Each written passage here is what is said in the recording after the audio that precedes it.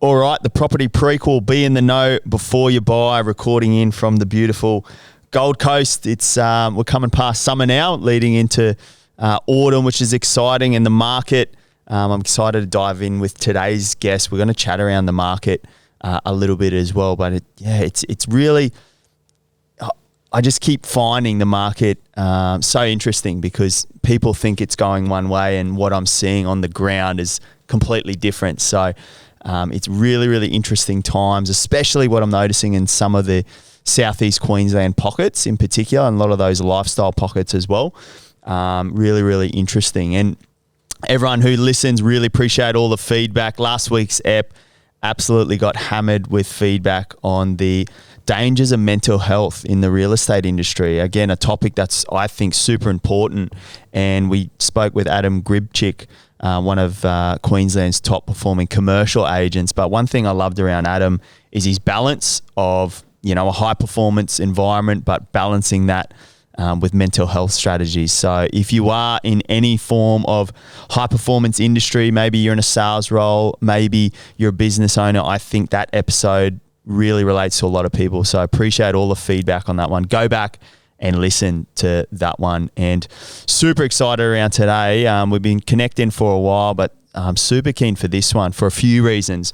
Going to dive deep into, I guess, the entrepreneurship side of this man, but also around where the market's at. If there's someone who can, I guess, give a quick pulse check on the market, it's the types of people I've got on today who haven't been in the industry 1 or 2 years. They've been in for a few decades. So really fortunate. A lot of people know this man. He's done a lot of keynote speaking now, and I've heard him before. His wisdom's really, really, really good. So turn up the volume. Make sure you got that repeat thing on. Avi Khan, mate, thanks for coming down the Gold Coast and on the property prequel. Mate, thanks for having me. Really exciting times, and thanks for the intro as well. I appreciate that. Nah, man, I've been watching from afar for a while. It's funny. We'll go back to your backstory, but for anyone who doesn't know, I've noticed. I said to Avi, I remember him like this is back in the day, and that's 7 years ago. Yeah. He was. I seen his signboards all around in the Logan Shire in Brisbane, actually, and. I'd done a bit of property investing in my personal life, and I purchased a few properties up there. And this guy's signboard was always up there. And then, just been keeping a close eye on his journey. But moving from, we had Dane Atherton a few weeks ago, who I know Avi does some stuff with as well in the real estate business space. Similar sort of man, I think. I think he's on the similar path. So I'm really keen to dive deep in. But Avi, I always like to go back to kind of where it started, like all the way back in the beginning. Like, whereabouts are you from? Mate, so my real estate journey started about 7.5 years ago. I was a lawyer by trade. I was traveling a lot. You're a lawyer? Really? Yeah, I was, yeah. So it was a great journey, but what happened to me was I started specializing in a field where it required a lot of travel. And so I was leaving home at 5 a.m. on Monday. I was in Sydney, it was Melbourne, and I was coming home at like 9 p.m. on Friday night. Yeah. So I did that for about 3 years, and something had to give. I mean, it was very good lifestyle at the start. Like back in the day, you had $60 a day to spend on anything you wanted. There was a lot of money back then. Yeah. And so it was a good life, but sooner or later, I had a kid, and I was like, something's got to give. I got to invest more time at home. I got to travel less. Yeah. So I decided to take 3 months off from what I was doing. And I was like, I was buying and selling a few properties. I'm like, let's try real estate. It looks really cool, right? Like you've got those fast cars, nice suits, latte sipping people. And, like this will be easy, right? Yeah.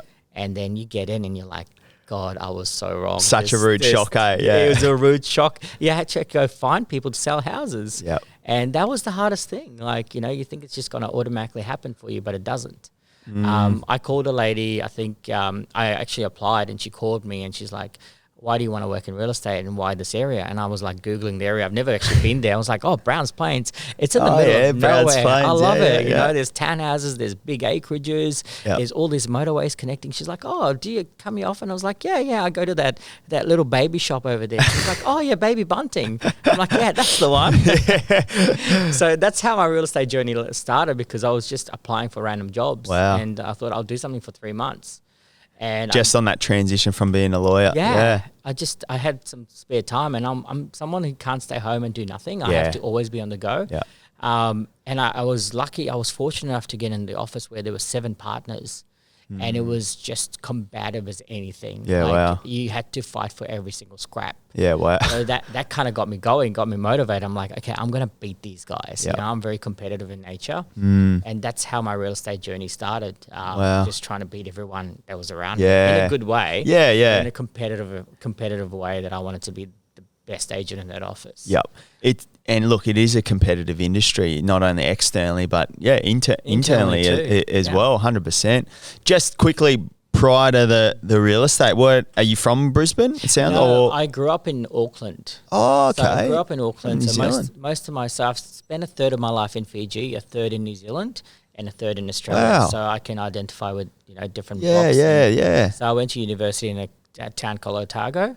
Otago, yeah. University of Otago. So I studied law and commerce there. And after a while, it's sort of New Zealand sort of becomes like a fishbowl existence, right? You've been there, you've done it, you've seen it all. Yeah. And decided to move to Australia to try a different lifestyle, and Wow. haven't moved back since. I've been here about 14 years. So you just did you know anyone in Australia? I had a family member here in Mansfield. Yep. So I said to him, it was my uncle, I was like, I'm coming to Brisbane. He's like, yeah, stay with me.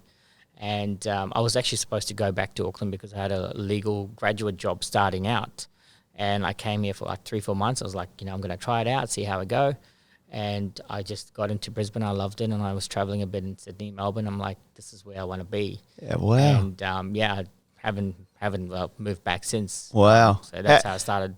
Yeah, and mate, just quickly on that, I always love hearing about this because it's bold. It's a bold move. Yeah. How was because obviously people see where you are now, but retracing back to then, like how old were you roughly? How old would you have been then? Mate, I was probably about 20, 25, Yeah, it's 26. pretty young. Yeah, wow. I had about $400 to my name when I came here. Yeah.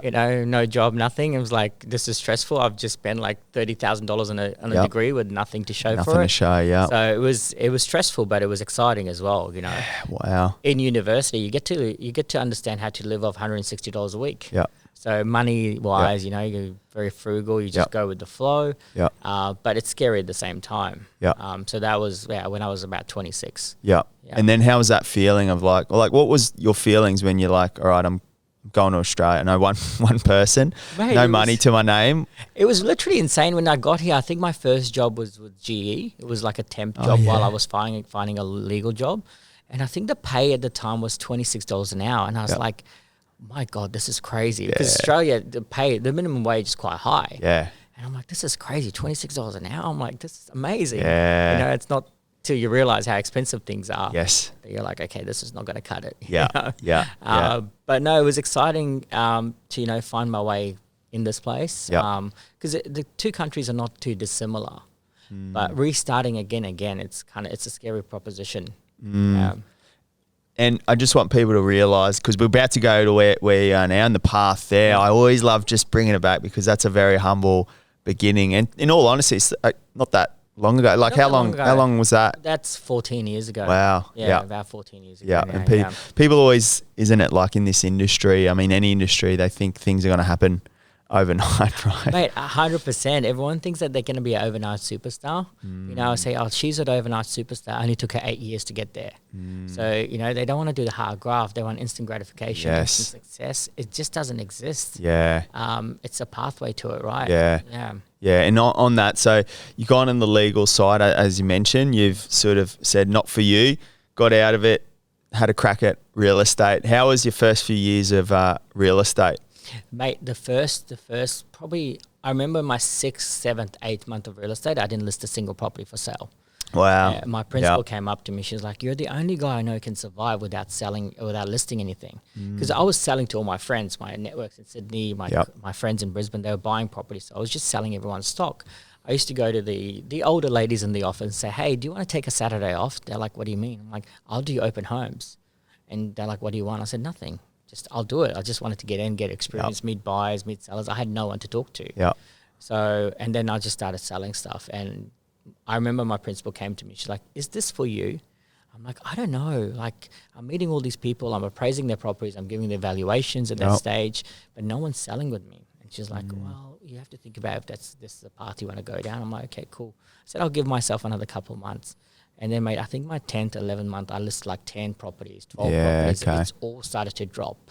I'm like, From the work you've done from prior? the work I've done. Yeah, okay. Because people think that listings and sellers will just come automatically, but it's a long, It's a hard long toil. Yeah, It takes them 100%. about 8-9 months to decide to sell sometimes. Yep. So, and then, yeah, after the first year, when my 12-month hit, I was just selling like anything. So I'm like, okay, I'll stick around. Yeah, This okay. is starting to work, kind of. So that was the first 9 months was very difficult. Because Yeah. you used to be high flying, used to be doing really well, and you're sitting around the group. There's like 15 agents, and you're the worst person on the table. You haven't listed anything, you haven't sold anything. Yes. It takes you some dark places at that Yep. time. Real Yep. estate's it's not as simple or easy as it looks. The mental challenges is quite severe Massive. sometimes. Oh, we're always going through the curve, right? Yep. Up and down. Yep. So yeah, the first 9 months was hard, but once it starts coming together, you're like, okay, yeah, I can do this. I love that because I know there'd be people listening to this right now in the shoes of what you're talking about right there. So there you have it there. And I had a stint in real estate sales, and I say to a lot of people who maybe coming out of school or a lot of my ex-athlete mates and different things like that who want to just try an industry that you're going to gain skills, like life skills. Yep. I always say have a crack at real estate sales because I tell you what, it is a good hard slog. You deal with rejection, you deal with the long game, you know, instant gratification. So it's really, really interesting to see because there'd be people who are maybe in month 3 listening to this. Yeah. They're on that fence. Right. They're sitting at the sales meeting table and they're like, fuck, this is crazy. Nothing's This happening. isn't for me. Yeah. So you're saying right there, stay persistent, you think?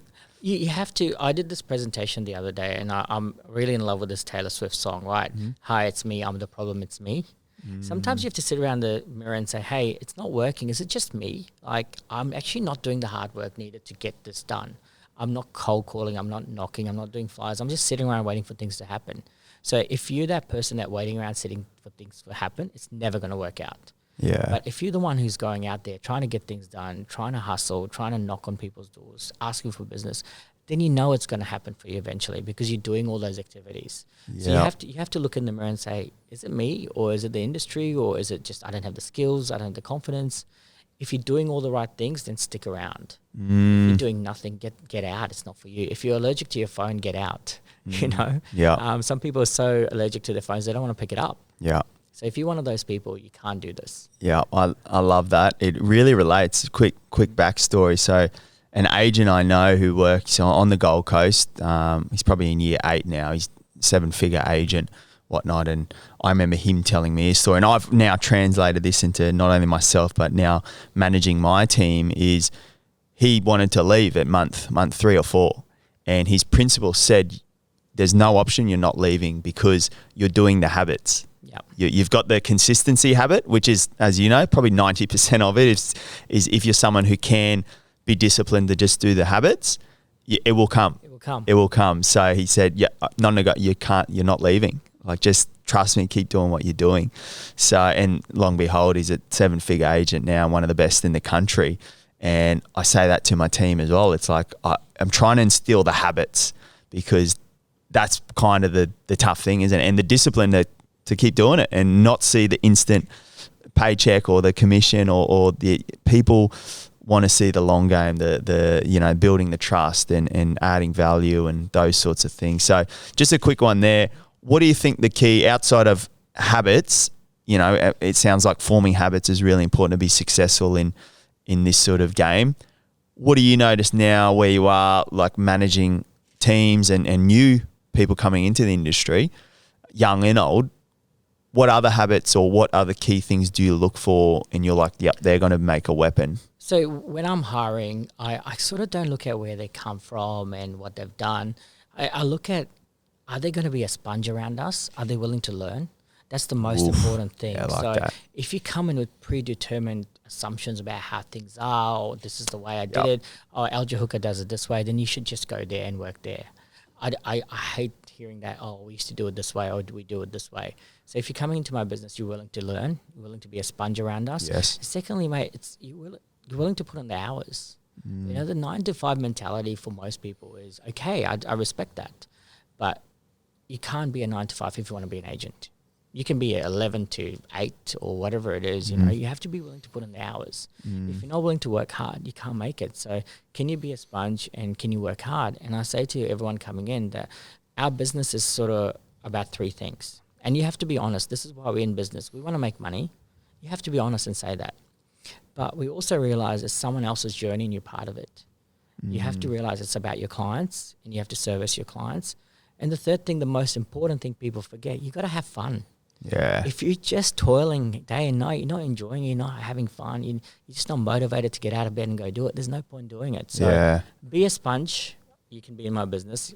Hard worker, you can be in my business. You want to make money, come in through.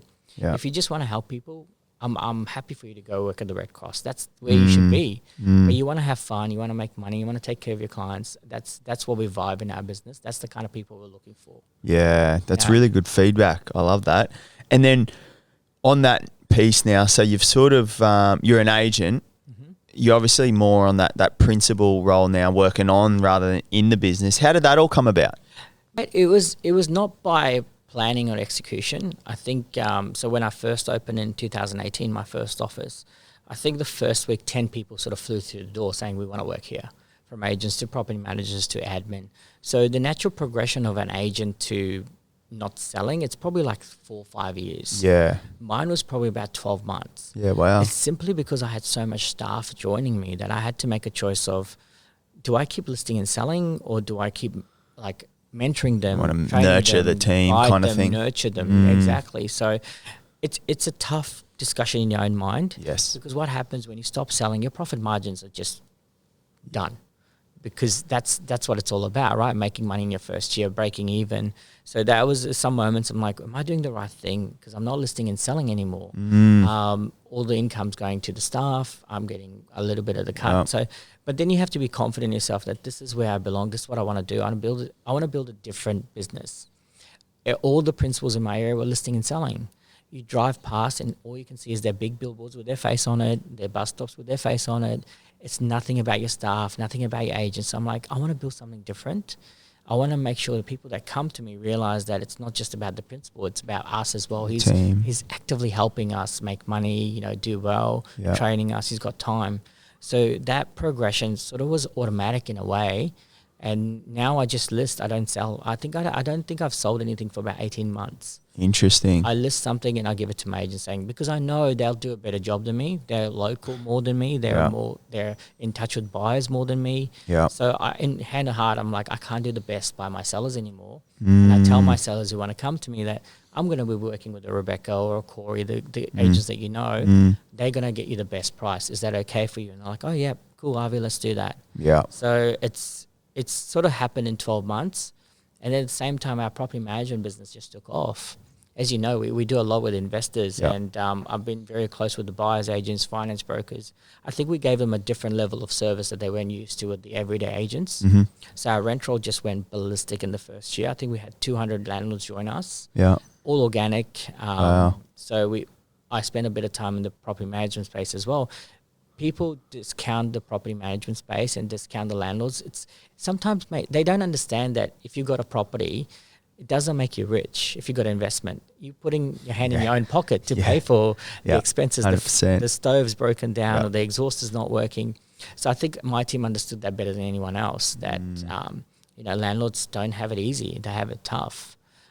So that kind of accelerated my progression into a full-time principal rather than a listing selling principal. Selling print. Yeah, it's such a common one. And I remember we had Dane Atherton. If you haven't heard that, give that a listen as well. Very similar path with Avi, and we were talking off air about Dane's principles as well. And same thing, very early on, he realised you need to cut the ties of either you're working on or you're working in. And it's really hard. Again, we're probably talking to a certain pool here now. If you are a selling principal, or maybe you're in even brokerage or any of these businesses where you're doing the technician work, but you're also doing the entrepreneur work. And I love a book called The E-Myth Revisited. I don't know if you've heard it, and it talks around the technician, the manager, and the entrepreneur, and all the different hats we wear. And it's kind of like there's going to be points in your business career where you can't wear all 3 hats. You can't even wear 2. Like the best seem to always wear the one. Mate, there's very few unique unicorns out there that can do all of it. Yes. You know, the Josh Teslins of the world who can have the best team and list and sell, 300 homes themselves. There's not many people out there that can do it. And as leaders, we have to realize we can't be everything. Can't be everything, So you gotta let go of something. Letting go is very hard because sometimes you just want to get in there and sell it yourself. Yes. But then you realize, oh, no, I got to let them do it because they probably do it better anyway now. Yeah. So letting go is very hard. But I've followed Dane's journey quite closely, and he's someone that I call every 6 months and say, hey, what's going on? Just a vibe check of what I'm doing. So it's everything that we do, we don't have to reinvent the wheel. Someone's done it better than us. Yeah. So just go follow them, just get advice. So I have a lot of mentors in the industry that I reach out to every now and then. Yeah, okay. What just quickly on that, mentors, why do you seek them? I think it's a lot easier to talk to people who've been there, done it. Yeah. Every problem that I have, someone's gone through it. They've got different solutions. And sometimes I'll listen to someone and I won't follow everything that they've said, but I'll follow 20, 30% of what they said. It's good to bounce off it. It's you live if you think that you know everything, you let your ego get in the way of something. Yeah. You're stuck on something, call your mentor, ask them what you want to do. I was stuck on something probably in the end of November. I had a moment where my career could have gone different paths. And I called a few of my mentors. What do I do? Is it me? Is it them? What am I doing wrong? What am I doing right?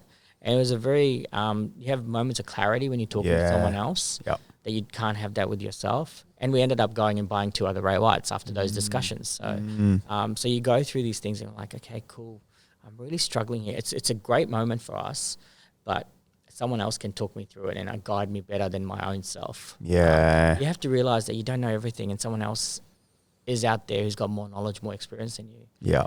So I lean on those people a lot. Yeah, I know. I love that feedback. The reason I ask is what I'm noticing more and more, the most successful people in life do reach out to mentors because it goes back again to the character trait of being open to feedback and curiosity and learning. Yeah. Because if you know it all, that's a telltale sign you're probably not going to get to where you want to be. Yeah, that is so true. You got to be, I heard this phrase from, I think, Place estate agents use it. You can't be a know-it-all, you got to be a learn-it-all. So, can you transition from a know-it-all? Because most of us, even if we don't admit it, we kind of have that tendency. Yeah. Can we transition to a learn-it-all? Yes. And just try to learn it. Yeah. Because every day is new. Every day we're learning something new. Especially in real estate. With something new with a house every day, a buyer situation, 100%. Whatever it is. So there's so much new things out there. And if you're not open to absorbing the learning and growth, you won't be successful. And then on the mentors, I heard this one, it really always sticks with me around chatting to people who've, as you said, been there, done that, because what a mentor or someone ahead of you can do, if you're open to learning and the feedback, they can provide a perspective shift that you couldn't even see. Yeah, so, and which is there's no price you can put on that. And I've been, same thing, struck with a few times where you're like, I don't know how to get myself out of this. You talk to someone who has been through it, they'll open up that potential door that will get you through. You wouldn't be able to see that.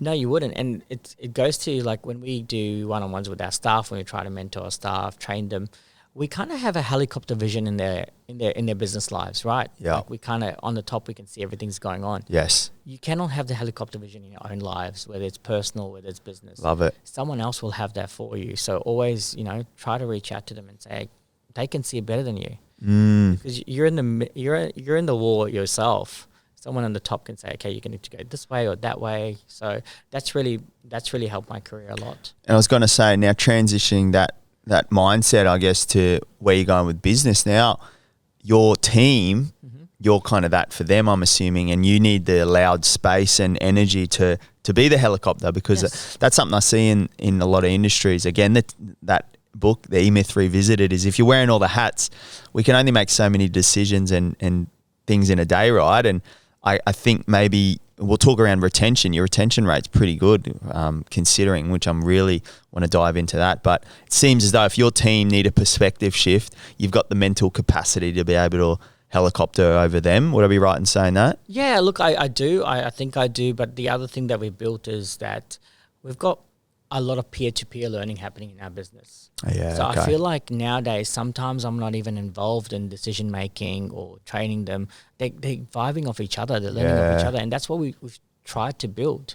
So as a leader, sometimes we get in the way of things, and sometimes we're like offended that they didn't come to me, they didn't call me.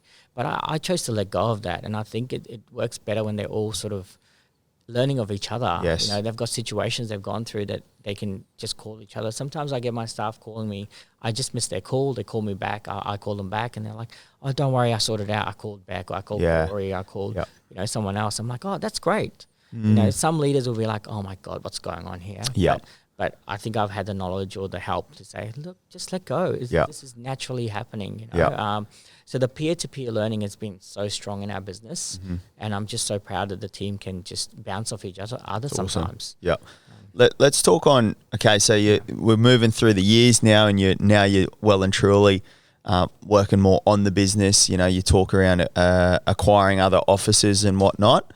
For you now, moving into that role, what's been your biggest key learnings moving from, I guess, technician more to the manager, entrepreneur, on helicopter view? Mate, there's been so many learnings, I don't even know where to start. Yeah. I think what I've learned is that every mistake in real estate will cost you money.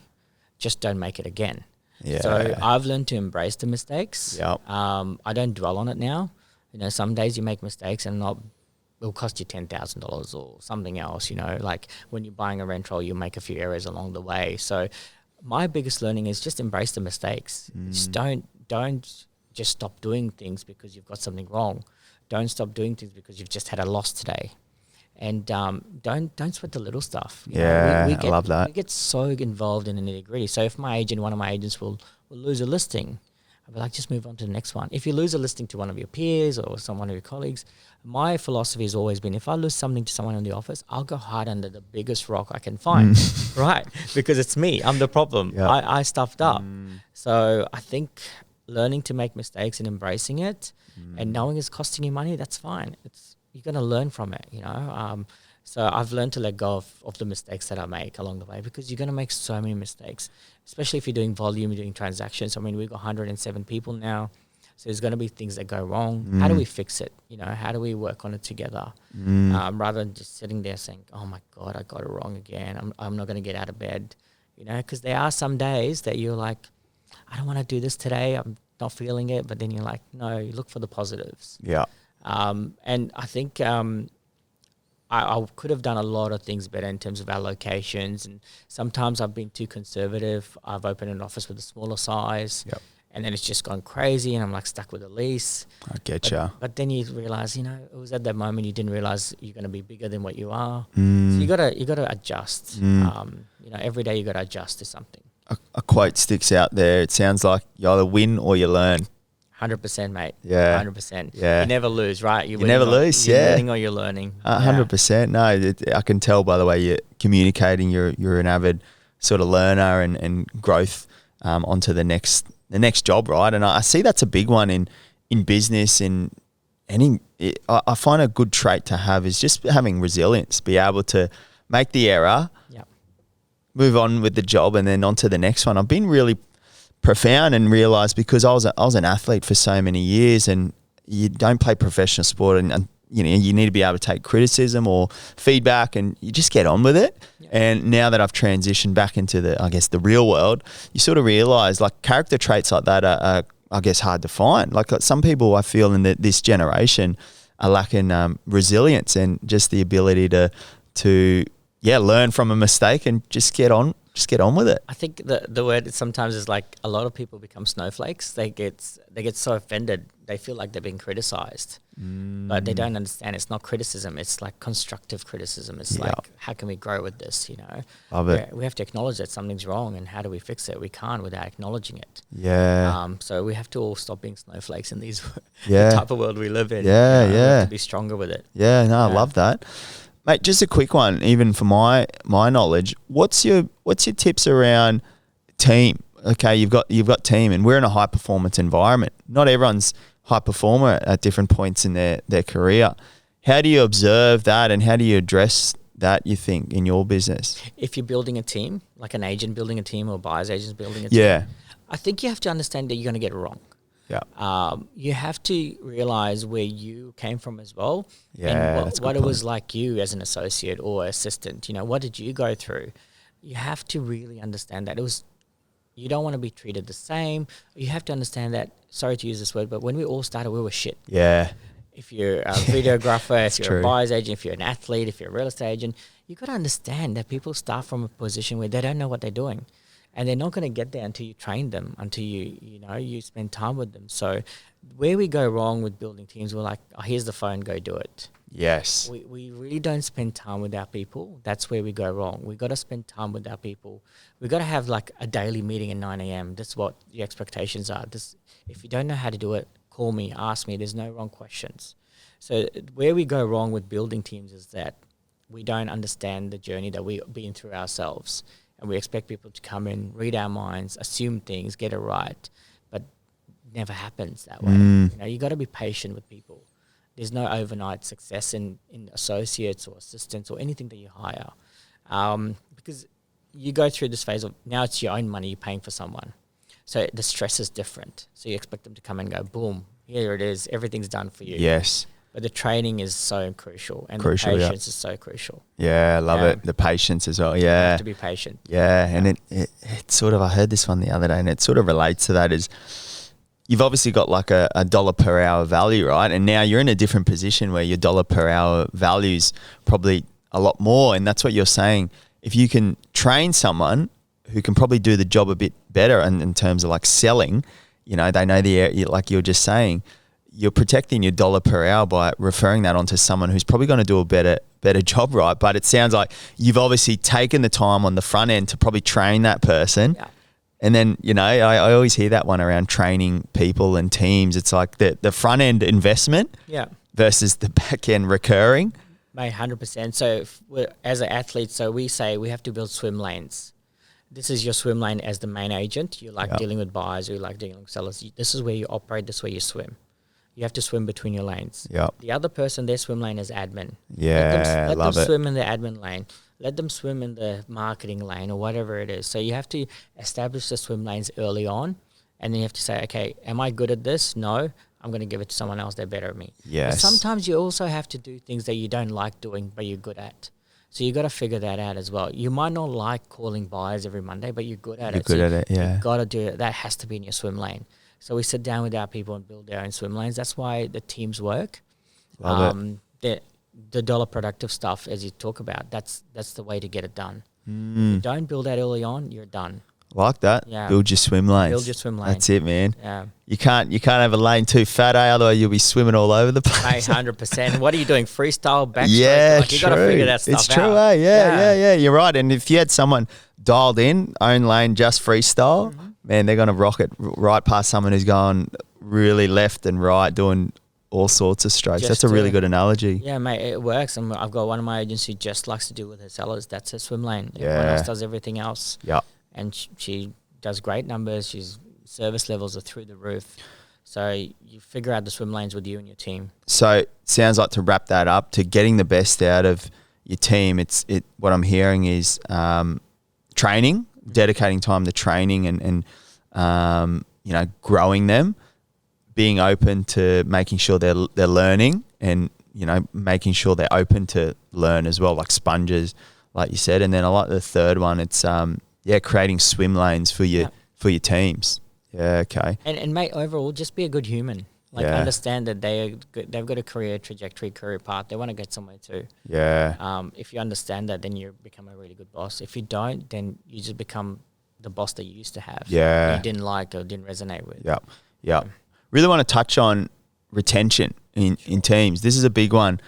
Obviously in real estate, it's probably one of the biggest churning industries, I feel. But this is, I'm really keen to pick your brain on, because it applies to anything. Like, I'm even relating back to my sporting days. Like, I remember it starts at the top, I believe, like the culture, and then who's running the ship, because it dribbles right down to the team. And I've been a part of some teams where culture was poor, and now look, I relate it to the churn.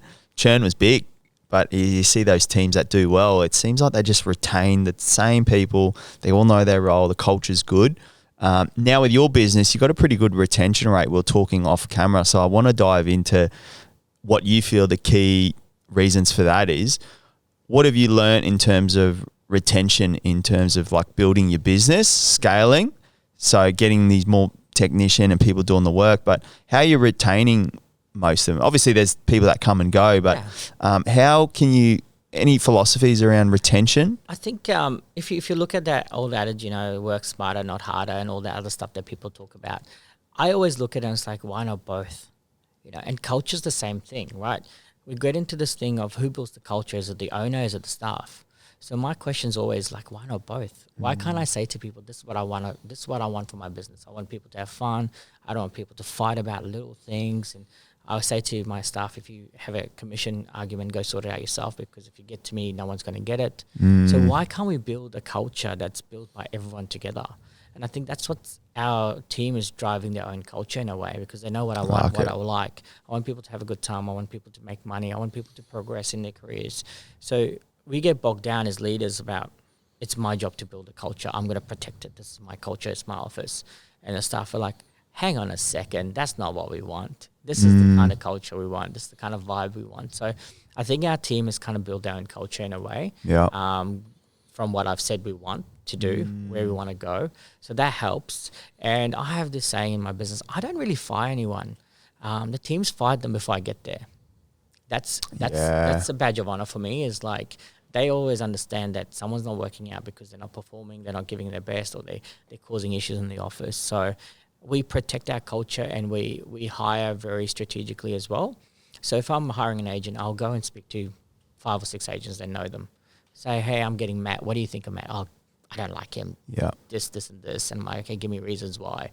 If they're not representing themselves well in the community, they're cutting corners, cutting commissions, cutting marketing, whatever it is, or they're not getting the best price for their sellers, we won't touch them. So the agents have a say in who we hire, and they protect it so well. And if one of them says, I don't like him, don't get him, I'll be like, oh, but hang on a sec, everyone else does, and I'll still go get him. But if there's a strong, overwhelming sense that this person's not good, or she's causing issues somewhere else, we won't hire them. So they feel part of it. They feel that they own it. There's ownership of who comes in. And same with our property managers. You go through these things, you go through this office, the property managers are sitting in a deep, dark, dingy corner. Yeah. Our office is different. The property managers actually have better spaces because they're there 9 to 5, right? Most of them. And we've integrated them together with the team. So they work together as a team. So all of a sudden, there's no us against them mentality. Everyone's working together. Everyone's hanging out. Everyone's going to lunches and things like that. So I'm hoping that that's one of the reasons why they feel like it's a great workplace to be in. And we also take care. It's so important that you don't just take care of the people coming in. You take care of the people going out as well. So I like that. People miss that, because you don't want to leave an office and they're like, everyone's against you. Everyone's trying to badmouth you. Everyone's posting shit about you on socials that we see everywhere. Yes. We have a saying, when our best people leave us, they leave with a bouquet of flowers, not a lawsuit. And we generally stick by it. If they're loyal, if they do the right things, that's what they get from us. They get the loyalty back. So if we have 4 people leave us to open their own offices, mate, they get their REA profiles, they get their database. I even write letters to their sellers saying, hey, it's in your best interest to go with this person, because they know your listing, they know intimately what the buyers want. And we do recommend that they go with you, and we've transferred their marketing and everything else. So it's important to take care of people. If they take care of you when they're leaving, you take care of them when they're leaving as well. So love it. My staff resonate with that. They understand that we're all human beings. Yeah. Just because they left us doesn't mean they're dead. Yeah. You can keep your relationships, you can keep your friendships. And I think the industry's so combative that people forget that we don't need to be like that. We can be Switzerland, we can sit on the fence, enjoy the wine and cheese, and get along with everyone. So that's what I want from my team. And I hope that's one of the reasons why they don't leave. The other thing is that, mate, they have to have growth in their jobs. Yeah. They have to actually make more income. Yeah, that's a key one, hey, yeah. One of my business partners, she started with me as a receptionist. 3.5 years down the track, she's part owner in a rental business with me in one of my offices. So she's one of the extreme examples, but everyone else, I feel like they've come in, they've got 2 or 3 times the growth in their real estate lives. If they haven't, then it's me or it's them. We work it out. Something's gone wrong. But you have to have the growth, otherwise they leave. Yeah. So what's your value proposition to your team? Like, why are they staying there? Are you giving them growth, career growth? You know, are you sorting out things for them that they can see the career pathway? If they don't, then hand on heart, if they leave, it's on you. You have to say, hey, I stuffed up here. So the retention piece is the culture is great, important, but you have to let them build it. You have to let them protect it. And also they have to see growth in where they are with you. Otherwise, what's the point? Love it. Yeah, love it. I'm just absorbing that. I mean, for selfish reasons, but that's epic. So it sounds like, to wrap it up, culture is nearly driven from top but built within internally. You said it better than I just did. Yes, that's probably the best way to put it. Love it. And then obviously the retention piece comes from allowing a growth plan in place and giving them something to work towards. That's a huge one. I spoke to a few buyers agents over the past 2 or 3 months. They've all left and either done their own thing or gone elsewhere. And I'm always interested. I give them a buzz and I sort of say, why'd you leave? Like, because I want to be the best leader I can be for my team. And that they all said, I kid you not, I just didn't feel like there was a growth path for me there. Yeah. It wasn't about the splits. It wasn't about the money. It was just like, mate, the ceiling was capped. I had to bounce. Mate, most of the times people will join or leave for leadership. Most of the time, they don't care about the money. They don't care about the culture. It's all about the leadership. If you can get them to where they want to be, it's on you, right? It's not even the money piece. It's the leadership that they live and join for. Yeah. So that's what we have to be conscious of. We have to provide leadership. And mate, it doesn't have to be just the main leader. There's other leadership people in your team can provide the leadership as well. Yeah. So it's like when you're training people, we have a thing called train the trainers so they can train the team. You got to build other leadership around you. So they can lead other people. So people leave and join for leadership. That's what I've learned along the way. Love it. Yeah. Love it. Mate, I heard that one as well from a few business mentors. It's like good leaders get the best out of people so they become leaders within their own right. Exactly. Like you can be a leader without a title, right? You don't need titles, mean nothing. Yeah. I love that. Mate, and lastly, I just want to touch quickly, you've been in the game for so long. Market-wise, you would have seen it all. I know that. Mate, a quick one around what you notice with, because I'm big on this, like in the investment space. I remember I bought a few properties in some of the year. As I said, that's how I first come across you back in the day. And this is nearly a decade ago. Bought a few properties in areas that were gentrifying, right? And people are like, what are you doing? Like they're crazy buying in these sorts of pockets. Fast forward now, they've been some of my best performing properties. What have you noticed with, you've got a rent roll that heaps of investors on your books. I'm sure you've seen who's done well and who hasn't. What's your thoughts on sort of gentrifying areas in terms of an investment play? Well, mate, if you look at the market as general, last 5 years, Brisbane's gone up by about 34%. Yeah, wow. Brisbane and Gold Coast, both areas. South East Queensland, It's gone up by 34%. And then you look at the last 12 months. I mean, Gold Coast is still up by about 0.5 the last 12 months. But overall, we're down by about 1.4. Nothing, right? Yeah. It doesn't mean much. All these news, all these articles about the market's crashing, it's coming down. It's like 1.4. It's neither here or there. Yeah. We're still selling, still listing. People still, there's enough for buyers, enough for sellers. So the question is like, how do the investors react to it? Yeah. And we have this saying that we can sit there and look at the crystal ball and gaze on it, but let's deal with the now. Like we have to deal with the now. So the best time to buy a property was yesterday. The next best time to buy is today. Yeah. And in our areas, things have changed so drastically. We have this, so when we go out to our sellers and tell them how we're going to sell their properties, pre-COVID, people were coming to buy with 0 to 6Ks of where we're selling. Now, mate, there's 0 to 800Ks. Yeah. That's how diverse it is right now. 60% of our buyers are based in Sydney, New South Wales. Yeah. That's the biggest chunk we've ever had. So the buyer pool has changed. That means the areas have changed. So we're seeing more tenants in our areas. And over time, the type of tenants we've seen has changed too, because the rental market's gone up too. So some rentals are by 20-25%. Yeah. So you're seeing a different type of people renting in our areas now. I mean, not to go against one type or the other, but everything's changed so drastically and we have to move with the times. But the other thing, the cost of borrowing is up for investors too. The cost for maintenance is up for investors too. So with the way the market's gone, with the way the population has gone, the real practitioners in real estate survive. The people that know how to navigate that land space. This is the best time for people who are skilled to go in there and make things happen. Because if you're not skilled, you don't know those conversations. You don't know what to tell your landlords. Because everyone's going there, oh yeah, the rents are up, but they don't understand what they're actually going through on the other end. Yeah. You know, I was seeing the stat the other day that the construction costs are obviously crazy right now, right? But on the other hand, the building approvals have gone down. So that means the construction costs will come down eventually because there's not as many buildings. So we know what to say to the investors. Okay, don't build now. Don't have that granny flat now. Wait for another 12 months. It's going to come down. But yeah, the type of the changes in the market have been so diverse that it's kind of crazy how do people keep up with it. So that's our jobs now to help them on those conversations. Oh, I want to sell, Avi, because the market's crashing. I mean, we're probably the only agencies that tell people not to sell because we know it's not in their best interest sometimes. It's only gone back by 1.4, Steve. Like, you know, don't listen to the media. Like, you're up by 34% in the last 5 years. Like, this is what we told you was going to happen. I mean, we didn't know exactly what was going to happen. No one did. But so the changing that landscape of what's happening in areas, and I think it's happening everywhere, is sort of similar but different. 100%. But it allows us to be real professionals and show our wares. You know, everyone who's not saying these things will go back to Woolies. Apologies to anyone that's working at Woolies, but that's what people say. So it's actually positioned us in a way that we can actually be the market leaders, not just in market share, but market knowledge. So that's where we're going to go. Can you be the market leader in market share and market knowledge?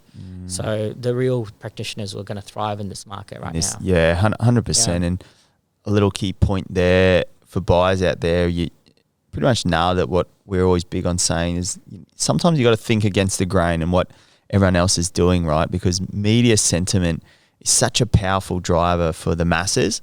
But in all honesty, the best I've seen in property on the buying side are the ones who go against the grain and realize you want the asset before the masses, because when the masses come, that's when your price is up. And you said it even there, like as a seller, if you don't need to sell, when the masses come, there's good times to sell as well, right? Like, you're exactly right. Don't get too fearful. Like, make sure you're looking at things holistically all around. Play the long game. It's, investment, it should not be a 1 year decision. 100%. At least. I mean, the itch at the moment, we say it's like 7 years normally it takes people when they buy to sell. In the last 24 months, it's been 3.1. Wow. So you can see how people's mentality has shifted. Isn't that crazy? It's insane, isn't it? You know, we go to this thing that we're trying to find sellers who are like had their property for 6 years and we try to find them. Now we're trying to find them when they've had it for 2 years and like, okay, in 12 months they're selling. That's what the stats are telling us. So everything's changed so drastically right now. And I think that people should go back to thinking long-term again. Short-term stuff is not working out for people. The entry and exit cost, as you know, it's quite large. Mate, it's so glad you said that. I've never thought about that, but I'm definitely going to hold on to that. Because, I'm noticing I've got through 2 off markets this week. Both were bought in 2022.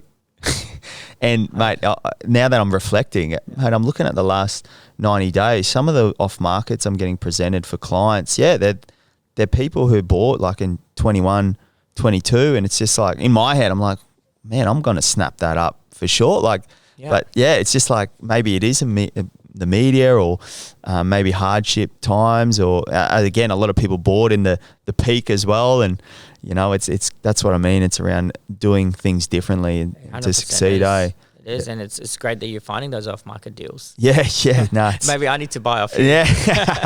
Mate, it's crazy. I remember we got a mutual fellow we know, Michael Zaire, the mortgage broker, and mate, I still remember when I was only a young pup starting my investing journey. I always sort of said, "Oh, mate," because he same thing. He had a lot of properties, and that's what I was working towards, and he gave me a perspective shift on when the best time to buy is, and he sort of said, "No, if there's a deal, there's a deal." It doesn't, and it's if the numbers make sense, it doesn't really matter. Like it's if you're playing the long game, you're looking at it from a long term point of view. If something's value, the value's X, and you can get it for Y, it's just like, well, 100%. You have to deal with the now. Deal with the now, Numbers make sense. Do it. 100%. But people get caught up in what's going to happen in 12 months, Yes. 2 years? Like no one Yep. really knows. Yeah. Yeah. No one has a clue. Yeah. You know, in COVID, like 5 of the banks said we're going to crash by 33%. We went up by 34. Yeah. Total opposite. Yep. Yep. Yeah, Michael's a good guy, and he's done really well from his investments. But his advice has always been just deal with the now as well. Deal with it now, 100%. Mate, just lastly, you would have worked and seen so many buys over your past time in the game. What do you see the difference between the good buys and the really good astute buy? Like, what do you think the character traits, or what are they doing differently? Mate, I think the really smart buyers, and this might sound really simplistic, the really smart buyers don't sweat the little stuff. Yes, I Mate, agree, 100%. $1,000 of building and pest, otherwise I'm going to crash the deal. I'm like, mate, what are you talking about? You made $1,000 since it's gone under contract. Yes. The market's gone up. You know, the really astute buyers are the ones that don't sweat the little stuff. You know, they don't Such a sweat. good tip. Like, we have like landlords that sometimes we reject them because they're like, I don't want to pay that rate. I want to pay the 5% or the 4%. I'm like, okay, mate, if that's what you want. We weren't able to show you value in somewhere else. But mate, for $2-3 a week, their property is a shit style, like after 12 months, and they come back.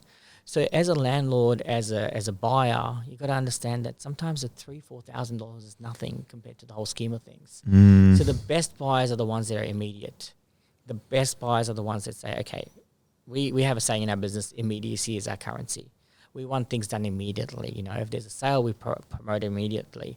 If there's a listing, we go face to face, belly to belly to get the job done, to get the things done. So the best buyers understand the immediacy piece. Yes. They don't sweat on it for 2 days because someone else will come and blow them out of the water. They don't sweat on the $2,000-3,000 because a deal's a deal. It's a good deal. Like you said, the numbers make sense. Just do it. Mate. So if you want to be a really smart buyer, don't take too long. Don't sit on things. Don't sit on deals. You know, don't sweat the $100 of building a pest or the 2% extra you're paying for property management. Or these are the things that we want to, you know, impress on our buyers that we've actually got your best interest at heart as well. We're trying to make you connect with the seller somewhere in the middle.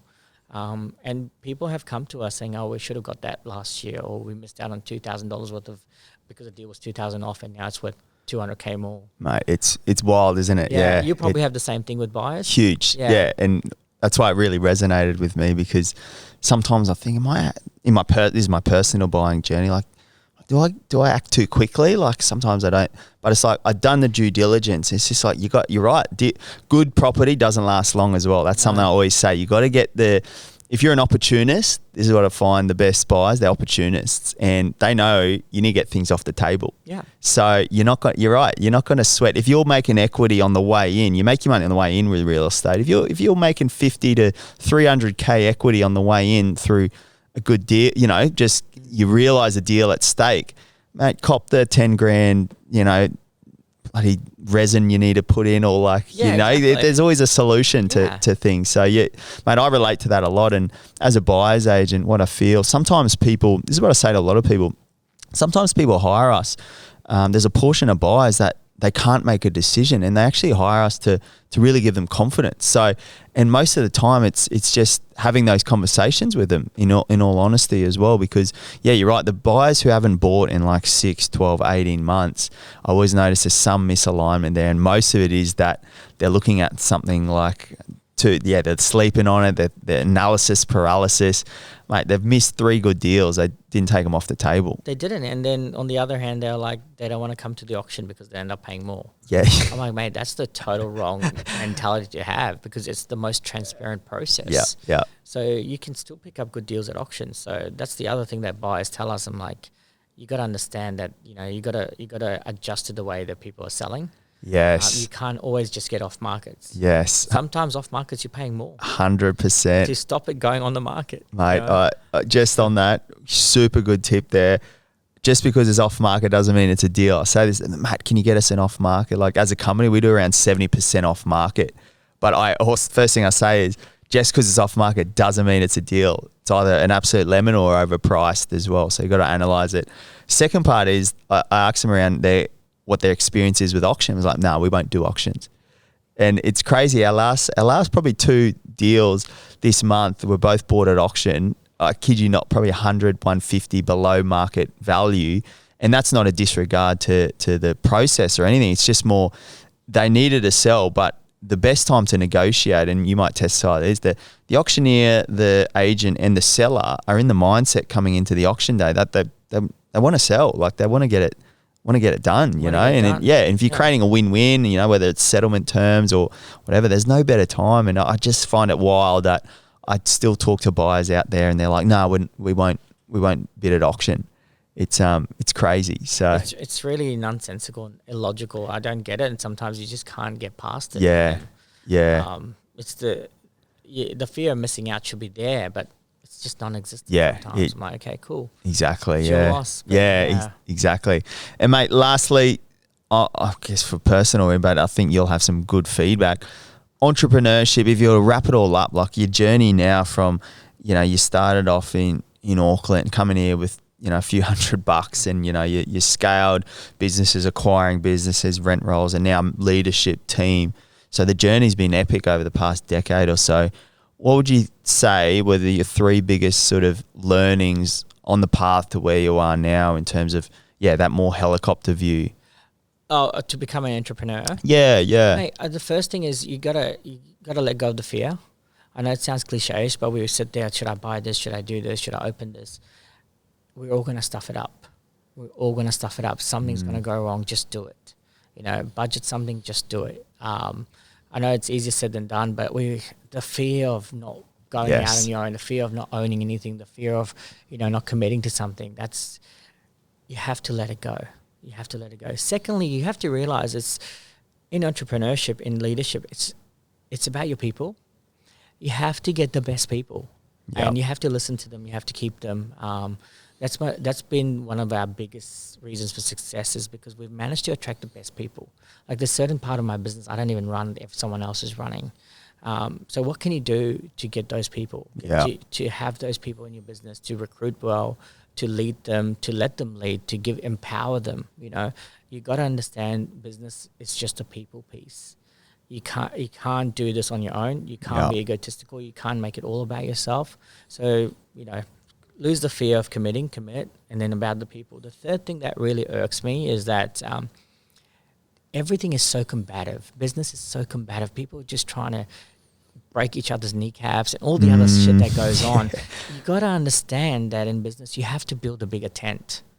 Yeah, like I said, you have to be Switzerland.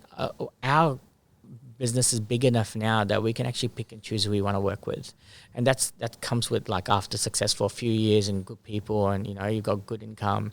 But we weren't like that at the start. So you have to have a good moral compass. You have to be in the career mail for the right reasons, not for the wrong reasons. You know, some of our competitors are for the wrong reasons, and we just let it be. But you gotta have the right moral compass and build a bigger tent. Like, you gotta work with like-minded people, not seek to destroy them. So if you have the big mentality, the big picture of, you know, the positivity, you know, that's what thrives business. That's what makes you go bigger. If you're just concentrating on your competitors or your past bosses or your past agents or your past, you know, someone who didn't list with you and with someone else, you're not going to get anywhere. So positivity paves the path for productivity. Love it. Build a bigger tent. Get along with people. Like, don't seek to destroy people. Don't be combative. It's a small industry. You know? So I see all these people just going after each other. I'm like, my God. You know, just grab the popcorn and watch them. Don't get into it. So true. That's been what we've built, is just a path to positivity for our people. Let me worry about the competitors. You guys go do your own thing, you know. But build a bigger tent is what we stand for. And that's why we threw a conference in January. We called it The One. And we did it with other principals and other brands. And I think we have to show, like, our small steps towards showing the industry that we can be better. We can do things differently. And why do we have all these angry agents coming up? Because your principals are all angry. They're all fighting with each other. That's what we're building, right? We're building an army of angry people. Like, so do something different, vibe something different.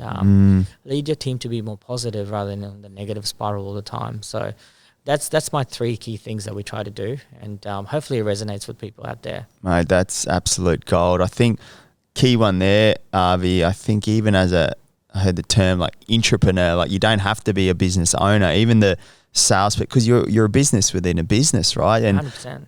All three of those tips would relate to someone who's starting out in business, someone who's working under umbrella in a business, or you're even an employee. I think they were 3 absolute gold tips. So yeah, rewind that and listen to that a few times. But mate, absolute gold. And mate, I just want to acknowledge you, obviously, seeing the progressive growth. And I like to have these interviews pretty raw and just hear, like, as I said, I've been absorbing just from my own knowledge, building and scaling teams. And as I said, I was pleasantly over-delivered with the amount of knowledge you gave just then in terms of, all the key things that I keep hearing it. It's team, it's culture, it's not sweating the small stuff as well. And that goes even when you're a buyer as well. And I like the immediacy piece, like live in the now, because that's all, you can't always look too far forward and you can't always dwell on the past, right? It's all right in front of you right now. The opportunity's in front of you, mate. So, mate, I really appreciate your time. Absolutely epic. And, mate, what we always like to finish on is a fast 5. So the fast 5, first thing that comes to mind, right? Right. Awesome. Any dwelling type, any location. So you're putting the buyer's hat on here, mate. You've stepped away from your entrepreneur hat, your buyer's hat. Mate, first one is holiday home, anywhere in the world. Where would that be? For me, probably be here, actually. Goldie. Mermaid. Oh, yeah. I just love the fact that it's so accessible to Brisbane. Yeah. Right, 1 hour peak, off peak, whatever it is, you're here. Yeah. Got the best beaches in the world. You got Pacific Fair where I spend most of my time. But I like to be close to home, and Mermaid's probably, the place I would probably buy next. Love it. Like a villa, unit, house? Oh, probably somewhere on the canal somewhere. Yeah. I love it. It's a great place. Yeah, some of those. I could see in a nice point position, northeast facing, skyline views of Broady. Yeah, Mermaid, nice. Mermaid Waters. Yeah, Mermaid Waters. That. Yeah. I'll reach out to you. Get me one of those off-market deals. Next one is, all right, this is in your investor hat on. Just a blue chip sort of reoccurring investment. Now, you're not going to sell. What sort of property and where? I'll get something run down. Yeah, love it. That rents out without minimal fuss. Yeah. Something that I can just demolish and build a nicer house 3-4 years time. Love it. But land is gold. Yeah. Buy land, they don't make it anymore. So if it's a crap house and it rents out, you don't have to do much maintenance. That's what I would do. So Mount Gravatt East, for example. Oh, yeah. I bought something there last year. Yeah. Just, an older house. Love it. Someone else will come and pick it up for free. Yeah. That's probably, that's what I vibe. Just on that with the property investment piece, I really like Avi's mentality that there's heaps of ways to skin a cat, right? 100%, yeah. Even a lot of my portfolio is built up pretty much what you said there. What Avi's talking about there is land to asset ratio. So a lot of people forget the dirt is where the value's at. That's where it's at. 100%. So it's not the flashy fixtures and fittings, and you can manufacture that equity yourself through maybe a cosmetic, or you knock it down and do something at time. But yeah, mate, there's no more land getting built. There's no more land. Yeah, and one thing there, like that area you said, I call that like a middle ring suburb, and I love middle ring. Your blue chip capital cities, that's where it's at, obviously. But you sort of, when you get to that middle ring, what you'll find is your yield goes up, so you get that little bit of good rental return. You're getting something a bit run down, good land content. So that's a really good. I like that buy. And the blue chip definition is kind of getting broader now, isn't it? It is, there's more areas that are considered blue chip than it used to be. 100%, yeah. So it's whatever. It's the beauty is in the eye of the beholder. Yeah. Some people might say Logan's blue chip now. Yeah. That's it, eh? That blue chip Logan Lee Woodridge. That's it. All right. What about your Bucks party? Where would you have that? Oh my God. Location. My next Bucks party. I don't actually know. I'll probably do something really wild, knowing me. Yeah. So, mate, it'll probably get out of control. Yeah. What any locations spring to mind? I'll probably do somewhere international. Yeah. Probably end up in Bali or something. Or something that, we can get into a lot of trouble. Nice little villa somewhere. Nice little villa. Yep. Love it. Love it. I don't know. What about yourself? Mate, I don't know if you get asked these questions. No, mate, I don't. I've been to Vegas. Yeah. It was hard to beat. I really, really liked that. Yeah. So, but maybe change it up. Maybe maybe Europe somewhere, maybe a big Greek villa or something. Yeah. Maybe Something one of like your that. rentals in Logan. Maybe You can't get in trouble. There's parties there all the time. You never know, mate. One of them's got granny flat access. Maybe I just build one. And then what about, mate, the forever home? Where's the forever home for you think? It's probably in the Gold Coast. Yeah, true, yeah. I'm a beach person. You know, waking up to the beach. Yeah, probably somewhere around here, to be honest. It's funny, isn't it? Like, I'm from western suburbs of Brisbane, Forest Lake and Inala, and that, and mate, the Gold Coast is like a big day trip. Hey, like when you're from Brizzy, when the burbs, it's like a big trip. And what people don't realise, when I came to the Gold Coast, you realise, man, there's more suburbs than outside of surfers. Like, you think surfers' paradise is the Gold Coast. It's the Gold Coast, right? And now everyone says, don't buy in surfers. Yeah. No disrespect. No disrespect. Surfers, if anyone's got properties in surfers, it's a great spot. I tell you what, about gentrification really quickly. Surf is actually one of the best performing, actually, believe it or not. Yeah. Wow. Because it's had the total uplift. It's starting to get the newer buildings, the newer apartment types, which brings in a different demographic. Right. That demographic requires more than the cafes and restaurants, you know, so it's mate, it's had a huge uplift. So, and then I think when the trend and like all of that's crystallized, I think keep an eye on surfers. So, but mate, that's really good. And mate, last tip to buyers out there, what in 2023, if you're a buyer gearing up, what's sort of one key tip you can sort of give to them this year? Look, I think a lot of different buyers, they don't understand that finance is a big sort of thing that gets in their way. Yeah. Get your finances done. Yeah. Be cash. Yeah. Cash is king right now. Be cash, you'll get more deals. Sellers vibe cash. Yes. What's happened with COVID, a lot of people are selling to buy. Yes. And when they're selling to buy, they need quick deals. They need cash deals. So that's my tip to buyers, is just work out how you're buying, get your finances done and everything else.